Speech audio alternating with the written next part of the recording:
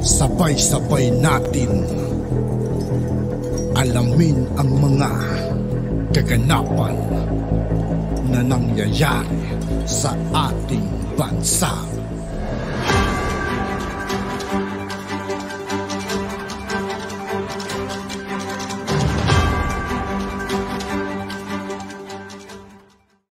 Yo, what's up mga kaibigan? This is I2K po again. Ngayon, nandito naman ulit tayo sa channel ni Banat News Update. Dito naman ulit tayo magbibigay ng komento at reaksyon. Kaya samahan nyo ko guys. Let's go! Mainit at nakakagulat na balita ngayon. Sunny Boy nagsalita na.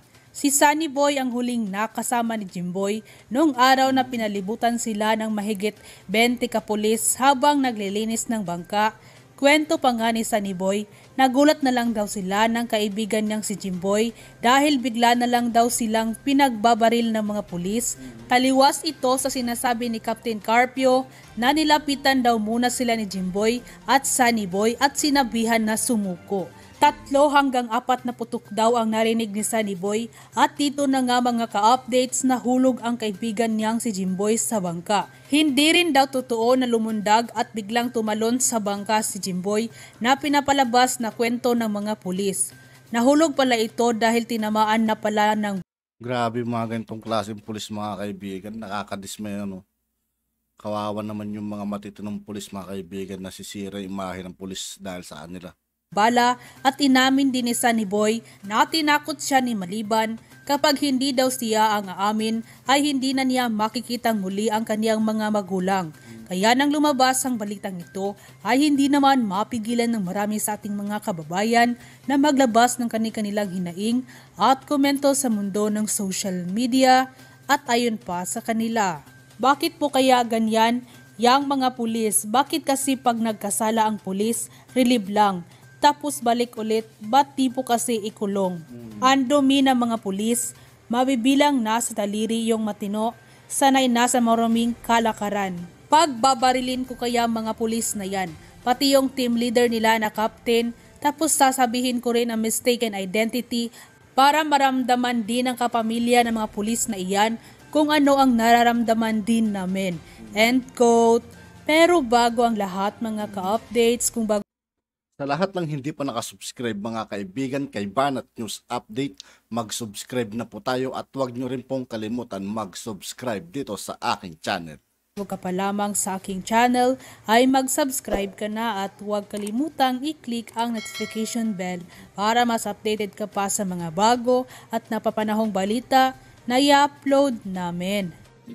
Senator Risa, if I may, pwede lang pagsalitain muna natin si Sunny Boy, then afterwards ka mag-ask na questions. Pakinggan muna natin, huwag muna natin siya tanungin. Magsalita muna siya as far as his knowledge is concerned. Pakinggan muna natin. Sunny Boy, huwag kang matakot hindi ka, walang mananakit sa iyo, kaya relax ka lang relax ka lang. At andito yung bagong hipi ng nabutas, andito yung district director ng Northern Police District, andito yung number 2 ng PNP, at nabibigay sila ng assurance na isisecure kayo at huwag kang magalala. Ako mismo ang kalaban ng pulis kapag ikaw ay sasaktan at ikaw ay tatakutin Kaya relax ka lang magsalita ka ng totoo, magsalita ka ng freely, at ikwento mo sa amin ano nangyari nung araw na yun. Okay, Sunny Boy, baka pwedeng tanggalin mo yung face mask mo para marinig na mabuti yung maganda yung reception ng sasabihin mo. Chair, Mr. Chair. Minor, okay, sige. Wait.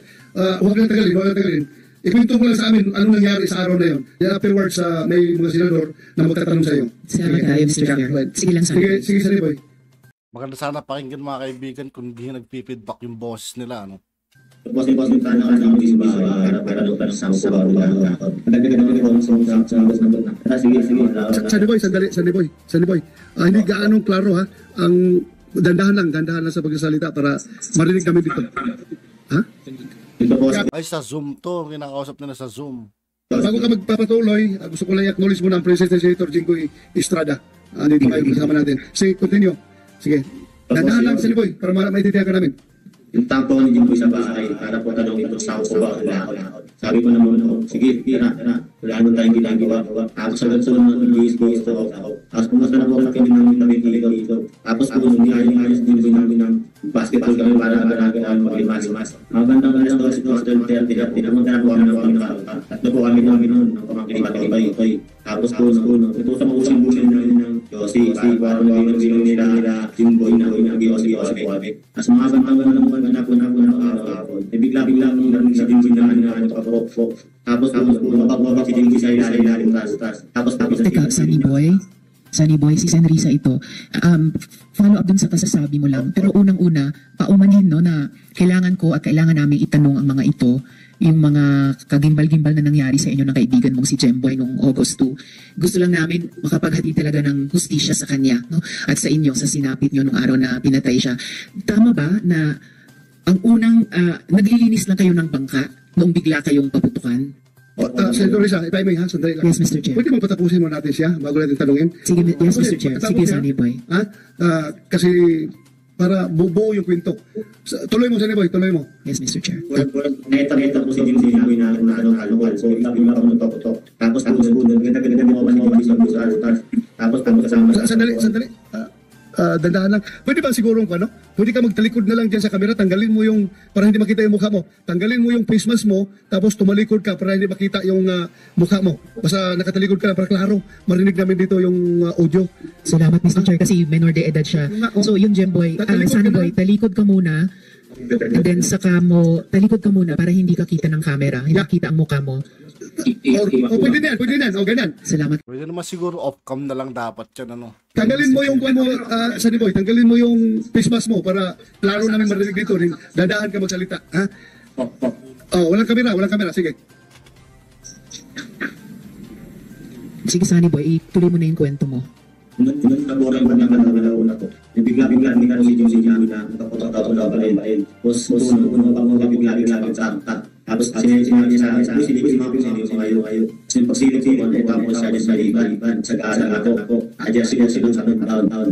Tapos kami na. Tapos kaya ang namin kayo. Yung po bigla ko siya kapalit ng dalawang beses. Tapos nung akbo na po nalala sa dapat document yung Jimboy. Doon na siya po ko lang. Balik ng beses putok. Ano ba yung buong kwento mo, Sunny Boy? Ako. Okay, Mr. Chair, so kung pwede na po ako magtanong kay Sunny Boy dun sa kanyang salaysay. Yes. Salamat kayo, Mr. Chair. So, Sunny Boy, tama ba na naglilinis lang kayo ni Jemboy ng bangka nung bigla na lang kayong paputukan? Opo. Naglilinis lang kayo ng bangka noon? Opo. So, wala pong komunikasyon muna sa inyo, yung mga pulis na nagbaril sa inyo? Una nyo nang narinig ay hindi yung komunikasyon nila, kundi una nyo nang narinig ay yung pagputok ng kanilang mga baril? Opo. Tapos silang tulad na sino yung mga tao sa bangka. At this point, Mr. Chair, ipakita lang po namin yung ilang videos na nakuha nung insidenteng iyon para bigyan lang ng larawan itong mga unang sinabi ni Sunny Boy sa atin. Yes, sandali lang, Senator Risa, no? Yes, Mr. Chair. Sunny Boy. Opo. According sa sinabi mo kanina, may narinig kayong putok. Tapos tinignan ninyo ni Jimboy kung ano yung putok. Ano ba nangyari? Ha? Sino yung paputok. Salin-salin. Sagasag po siya. Habang natuto sa amin sa lutas. So, ngayon, yung sabi mo, after that, merong nagpaputok na naman at tatlong putok. May tinamaan ba noon, nung tatlong putok na sinabi mo? Wala po sa amin ng direction po. Papunta sa inyo? Sinong tinamaan? Wala po. Wala. So, hindi tinamaan si Jimboy? Di ko pa sinasama siya. Tapos sa loob ng bangka. Kasama mo pa sa loob ng bangka? So, mas nakatawa siya kung ano nangyari sa amin. Mr. Chair, pwede ako sunod po. Yes. Jimboy, gusto ko lang sana klaruhin ba na kung sabi niya, doon sa pagpaputok, wala tinamaan, hindi tinamaan si Jimboy. Pero Jimboy, may tama kasi, si Jimboy kasi may tama sa muka. So sabi mo, nagpaputok ng tatlo at walang tama. Ilang putok ba ang narinig mo? At kailan mo nakita, kasi kasama kayo sa bangka ni Jimboy, kailan mo nakita na bumagsak si Jimboy sa tubig? Yung top kasi sa tamang Jimboy. At akbang po siya malun. Tapos nasa po siyang tubig na bumagsak. Tapos siya ilang beses po. So yung nasa tubig na siya, doon siya pinapuputokan. Ilang beses siguro isang po. So So doon sa 10 putok, habang nasa tubig, doon na siya tinamaan. Siguro po. Sige, sabi sa mga okay lang po sa loob. Okay. Now, last na naman, and then babalik kay Sen. Risa. Sorry, Sen. Risa. So, nung hindi na lumutang si Jimboy, wala kang nakitang pulis na pumunta doon sa ilog para sisirin siya o tingnan kung ano nangyari sa kanya o para pahunin siya? Wala po. Tinanong po nila ng pulang kaibigan po. Ang ilang orasyon sa inyong palagay? Gaano katagal? Bago umaksyon yung mga pulis? Wala, no? The answer is probably no. Ang pangpapon tulad yung pinita ko ang dugo doon sa pagkakak. Yung pakbak siya tulad yung kama-kama na siya. Bago siya tumalon, may tama na siya. So, minayos yung tuwa sa dugo sa kasi. Hindi, kasi sabi niya kanina, medyo magulo. Sabi mo kanina, yung 3 putok, walang tinamaan, and then lumundag siya, pagdating sa tubig, doon siya pinaputukan 10 at doon siya tinamaan. Pero ngayon sabi mo, sa bangka pa lang, may dugo na bago siya lumundag. Di po yung nakaangat sa buwan, doon na po siya pinagsabahin. Okay, so na nasa tubig siya, tapos nakaangat siya. Di po sa palit siya ng pagkakalit, patalag pa lang po siya, pinagsabahin na po siya. 3. Di po yung beses na po yun, yung beses na kasi nasulot yun. Apat ako si Posib. 4. Tapos sunod na po siya sa tubig. Ayun. So, bago siya tumalon, may tama na siya. Nakikita bago siya tumalon sa tubig, may tama na siya. Kasi kanina sabi 3, so 4 pala. So, pang-4 siguro, yun yung tumama. Okay. And then, pag nung nasa tubig na siya, doon na siya inulan na ng baray ng paputok na 10 beses, sabi mo. Senator Tulfo. Jeboy, andali lang. Sa Boy. Yung sa tingin mo, tumalon si Jimboy sa tubig dahil natakot siya o nahulog siya dahil tinamaan siya ng bala? Paano nangyari? Ikaw, bakit hindi ka tumalon? Hindi po kasi ako masing lumangoy. Hindi ka marunong lumangoy? Apo. So, anong ginawa mo noon? Mas sigaw na ako. Ang suso ko. Ano? Ang ano mo sa puso. Ang suso ko na misigaw na ako. Ako sumisigaw ako, papuputukan pa rin ako. Mabuti hindi ka tinamaan. Mga So, klaruhin natin ha, para ma-record lang namin dito, si Jimboy, Pangit nang nangyaring pagkakamatay ni Jimboy, mga kaibigan. Napaghinalaan lang si pinagbabaril na. Grabe itong mga pulis na to, mga kaibigan. Hindi lang dapat sibak itong mga to. Dapat kinukulong din itong mga to eh. hindi tumalon, kundi nalaglag siya dahil tinamaan ng bala. Yan ba nakita mo? Kasi magkatabi mo kayo doon. sobrang kabanya-banya po. Mga pulis taas na butas. Tapos po, Sandali lang, ano ba yung sinasabi mo palaging butas? Ano yung butas? Tapos po ng bangka na nangipin yung mga tubig sa ano. Galing po sa ulan. Butas ng bangka, yung katawan. Apo. Saan po yung parang hold ng bangka, yung butas sa gitna? Apo. At yun nga po, mga kaibigan, dito po nagtatapos ang ating reaction video. Muli, ako po si I2K ng Sundalo ng Tunggalo at 811.